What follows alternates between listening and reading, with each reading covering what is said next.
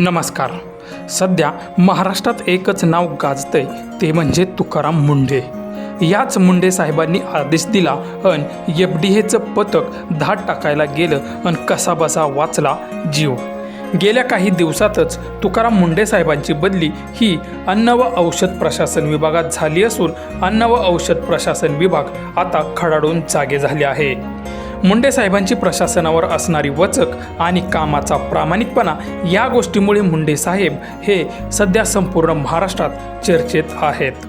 छत्रपती संभाजीनगर जिल्ह्यात गुटखा माफियांची मुजोरी टोकाला पोचली असून वाळुंज परिसरातील रहीमपूर येथे प्रतिबंधित गुटख्यावर कारवाई करण्यासाठी गेलेल्या अन्न व औषध प्रशासनाच्या पथकावर गुटखा माफियांनीच जीवघेणा हल्ला केला आहे. महिला अन्न सुरक्षा अधिकारी प्रज्ञा सुरसे यांच्यासह इतर अधिकाऱ्यांच्या अंगावर भरधाव स्कॉर्पिओ घालून त्यांना मारण्याचा प्रयत्न करण्यात आला.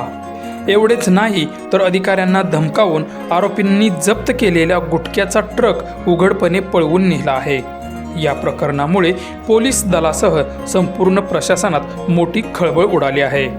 पोलिसांनी तात्काळ कारवाई करत 2 आरोपींना ताब्यात घेतले असून पळवून नेलेला ट्रक आणि इतर मुख्य फरार आरोपींचा शोध घेण्यासाठी पोलिसांची पथके रवाना झाली आहेत.